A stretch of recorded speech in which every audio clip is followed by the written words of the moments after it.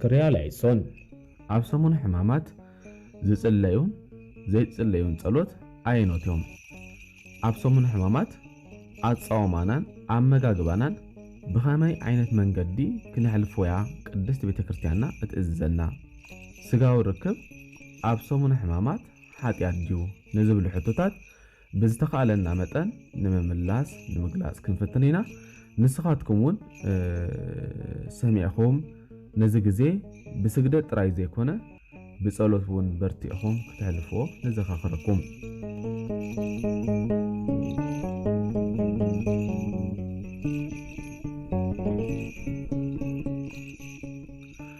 በዚ ሰሙን ሕማማት ሓደ ሰባት እዚ ይጽለዩ እዚ ድማ ኣይጸለን እንዳበሉ ነቲ ምኽንያት ከይተዛረቡ ከይረድኡ ክጽሕፉን ክምህሩን ሰሚዕና። እዚ ድማ ኣዝዩ ንምእመናን ኣብ ጸሎቶም ምድነጋራት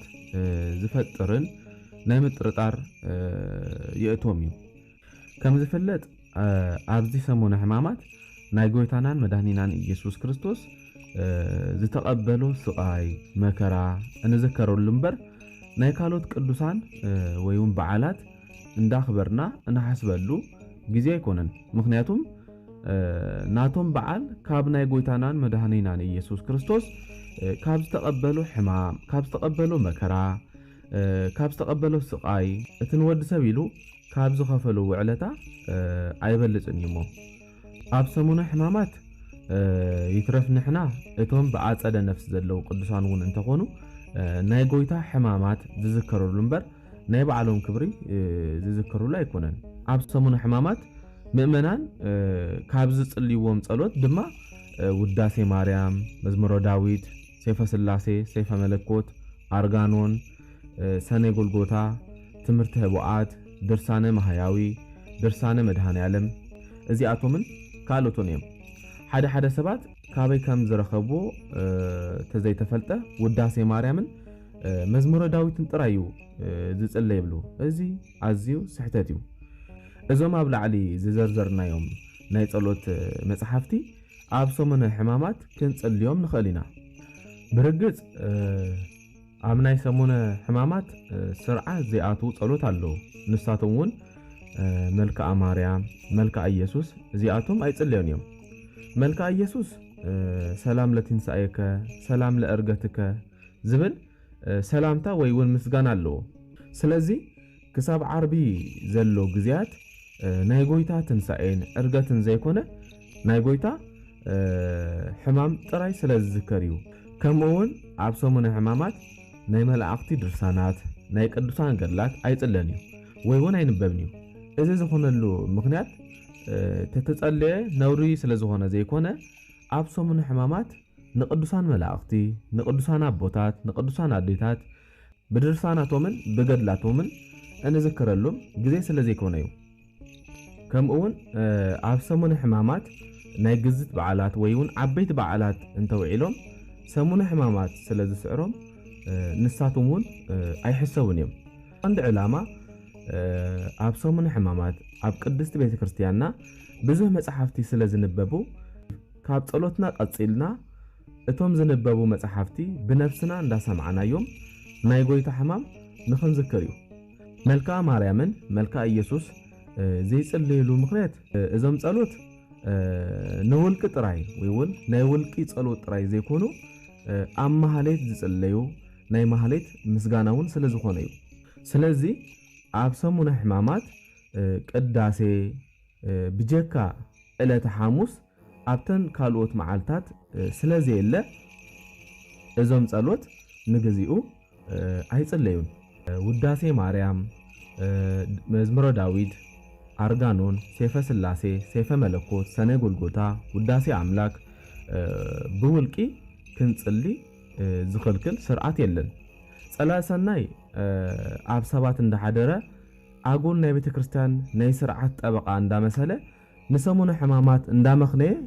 ካብ ጸሎት ከይርሕቐና ክንጥንቀቕ ይግባአና እዩ እንተኽኢልና ኣብ ዓብይ ጾም ዝደኸምና ሰባት በዚ ሰሙን እዚ ብጸሎት ብስግዳን ብምብርታዕ ክንጋደል ይግባአና እዩ ይትረፍ ጸሎት ገዲፍና እንዳጸለና ኸማነይ ፈተናና መከራና ከመይ ከም ዝኾነ ንሕና ኢና ንፈልጦ በዚ ጋጣሚ ድርሳነ ማህያዊ ዝብል ስለ ጎይታና ሕማም ስለ ጎይታና ስቃይ ስለ ጎይታና መከራ ብዘደንቕ ዝነግረና መጽሓፍ ኣሎ ንዑ ገዚእና ንጠቀመሉ ምክንያቱም ድርሳነ ማህያዊ ኣብ ሰሙን ሕማማት ጥራይ ዘይኮነ ንናይ ጎይታ መከራ ውዕለታ እንዳሓሰበ ዓርቢ ነዚ ጸሎት እዚ ዝጸልይ ሰብ ብነፍስን ብስጋን ይኸብር ኣብ መንግስተ ሰማያት እውን ንጎይታ ምስ ዝገነዝዎ ምስ ኒቆዲሞስን ምስ ዮሴፍን ይኸውን ከምኡውን ኣብተን ሸውዓተ ናይ ጸሎት ግዜያት ዝጽሊ ሰብ እንድሕር ሃልዩውን ብነፍስን ብስጋን ፈጺሙ ይኸብር እጅዑ እውን ምስ ፍቁረ እግዚ ምስ ቅዱስ ዮሐንስ ይኸውን ዝብል ዓብይ ቃል ኪዳን ኣለዎ ስለዚ ንድርሳነ ማህያዊ ብምጽላይ ናይ ጎይታ ሕማም ክንሓስብን ካብቲ ቃል ኪዳን በረኸት ክንሳተፍን ይግባአና ድርሳነ ማህያዊ ልክዕ ከም ውዳሴ ማርያም ነናይ ዕለቱ ካብ ሶኒ ክሳብ ሰንበት ዝተኸፋፈለ ብምዃኑ ንኽንጽልዮ ኣይከብድን እዩ በዚ ኣጋጣሚ እዚ ኣብ ድርሳነ ማህያዊ መልክዓ ማህያዊ ዝብል ካብ መዓርን ጸባን ኣዝዩ ዝጥዕም ንጎይታና መድኃኒናን ኢየሱስ ክርስቶስ ካብ ርእሲ ጸጉሩ ክሳብ ጽፍሪ እግሩ ንመላእ ኣካላቱ እንዳልዓለ ዘመስግን ስለ ዝኾነ ንመልክዓ ማህያዊ እንዳጸለና ብዙሕ በረኸትን ጸጋን ክረክብ ይግባአና እዩ በዚ ሰሙነ ሕማማት ድንግል ማርያም ብወዳ ዝተልዓለ ብዙሕ መኸራ በጽሕዋ እሞ ንዓኣ እውን ብውዳሴ ማርያም ብኣርጋኖን ብሰነ ጎልጎታ ክንሓስባን ክነመስግናን ይግባእ እዩ ንጎይታና እውን ብሰይፈ መለኮት ብውዳሴ ኣምላክ ብመዝሙረ ዳዊት ብደርሳኑ ክንዝክሮ ክነመስግኖ ይግባእ እምበር ብሕማማት ምኽንያት ካብ ጸሎት ክርሕቕ ኣይግባእን እዩ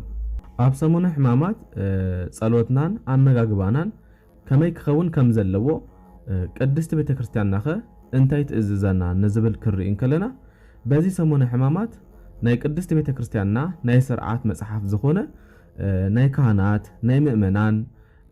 ናይ ሰሙነ ሕማማት ናይ ኣጻውማናን ኣመጋግባናን ንረብሓና ንኽንጥቀመሉ ጸጋን በረኸትን ንኽንረክብ ስርዓት ይሰርዓልና እዩ ኣብ ሰሙነ ሕማማት ፍትሐ ነገሥት ኣብ አንቀጽ 15 ቁጥሪ 578 ጨው ዘለዎ ቅጫ ክንበልዕን ጽሩይ ማይ ክንሰቲ ይእዝዘና ከምኡውን ናይ መስተ ኣመል ዘለና ሰባት ኣብ ሰሙነ ሕማማት ካብ ወይንን ስጋን ተፈለዩ ብምባል ብጸሎት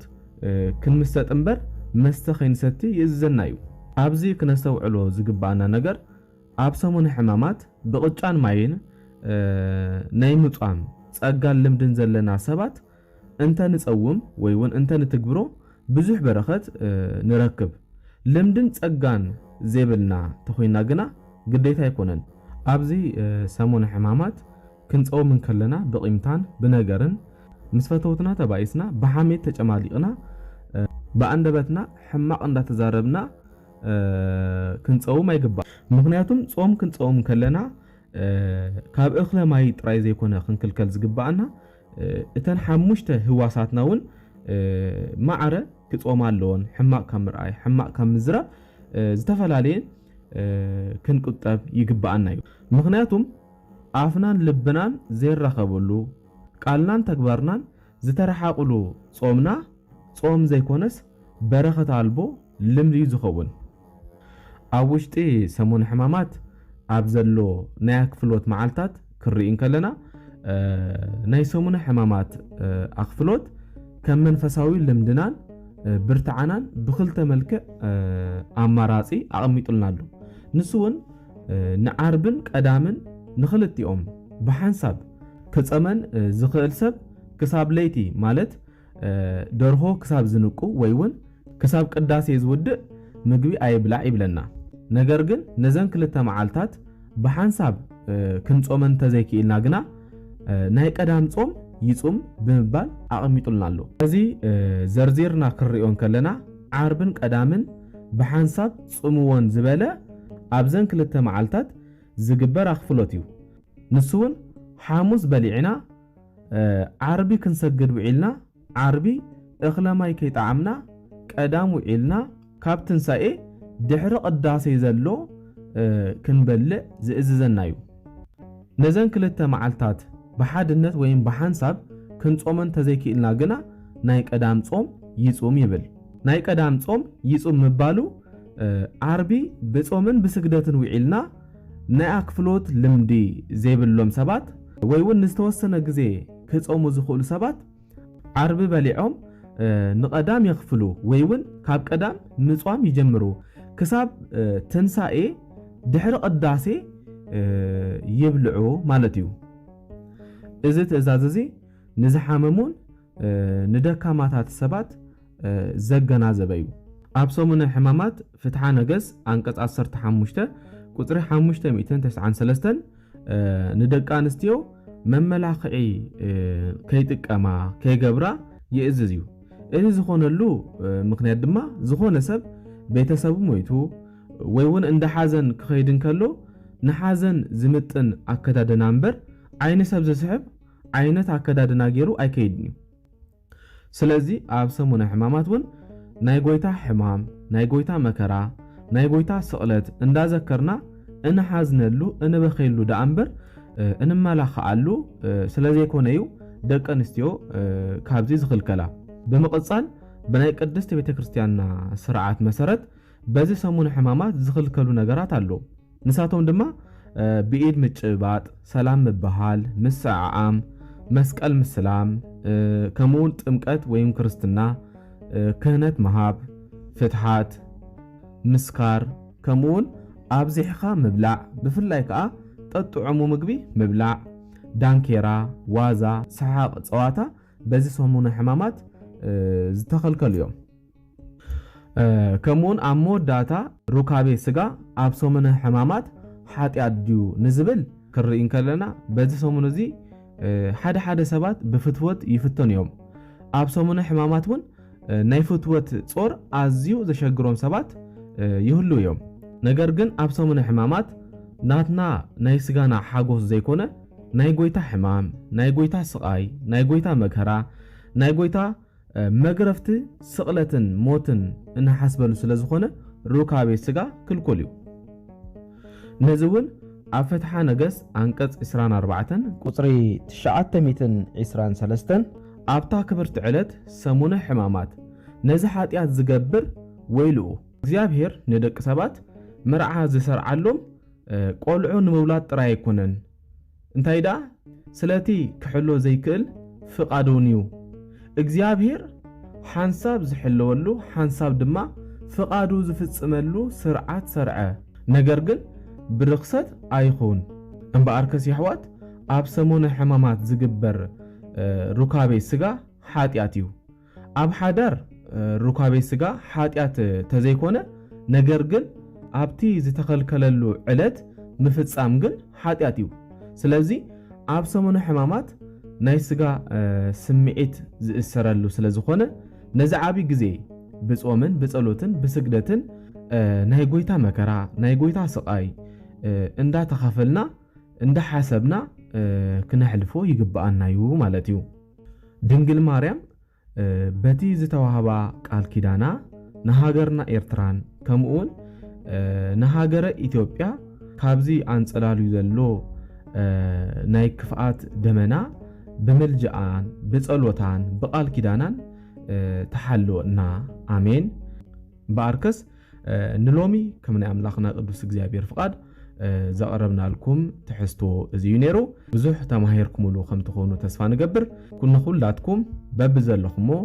ሰናይ ናይ ሰሙነ ሕማማት ግዜ ይኹነልኩም ክርያ ላይሶን